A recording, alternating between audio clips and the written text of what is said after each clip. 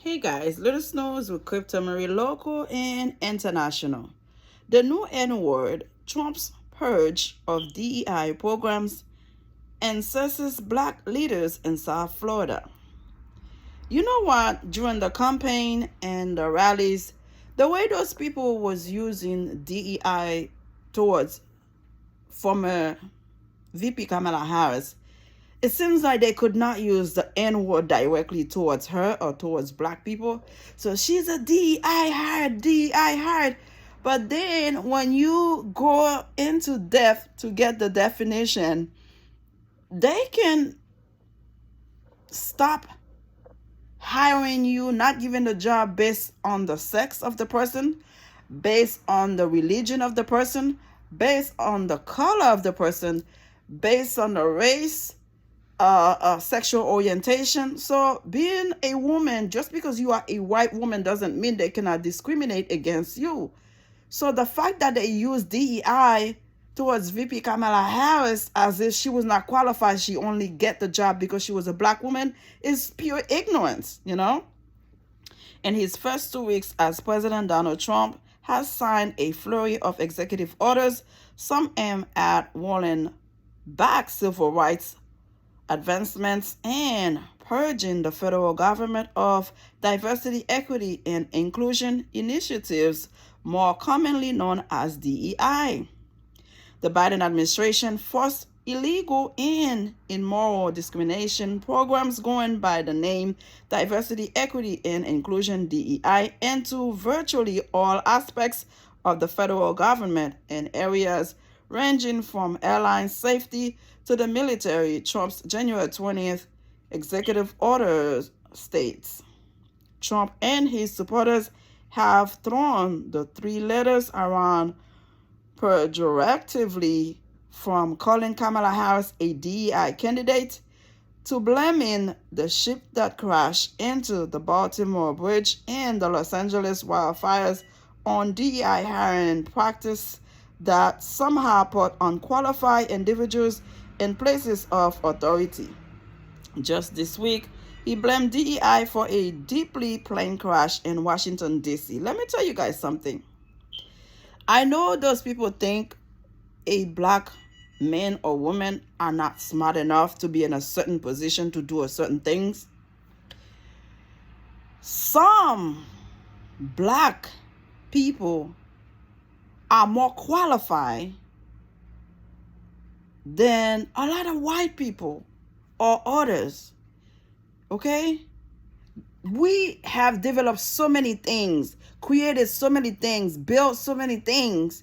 They don't give black people credit for it. And that's why I said congratulations to Abraham Traore, because Abraham Traore in Burkina Faso is doing something that surprised the world. They didn't know behind the scene he was building EV cars. We are smart people. They don't give us credit for that. So you think because the person white, automatically they have what it takes?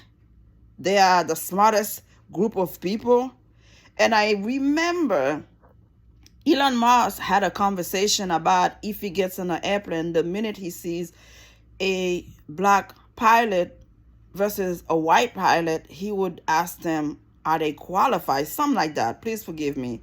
Allegedly, he said something towards how comfortable he will feel sitting in the plane to see a black person pilot versus a white person pilot. And I have seen that a lot. A lot of people feel more comfortable if they see a white doctor versus a black doctor. What they don't know, what they don't understand, those black people take their job serious, take their education serious. They don't need to have anybody in the inside to get hired. So they work their ass off, their butt off to get educated, to get the knowledge they need to move forward in life. So somehow you think they were hired because of the color of their skin, because they are a woman, because they were black, like somebody feel bad for them. No, those people are highly qualified people. I mean, we're talking about VP Kamala Harris that's been in every government's job, that is well put together, educated, did not get the job because she was a black woman in America. Now they regret it, I'm sure. They won't say it, but they regret it. Versus somebody, let's leave it like that. Trump and his supporters have thrown the three letters around pejoratively, from calling Kamala Harris a DEI candidate to blaming the ship that crashed into the Baltimore Bridge and the Los Angeles wildfires on DEI hiring practices that somehow put unqualified individuals in places of authority. Just this week, he blamed DEI for a deadly plane crash in Washington, D.C.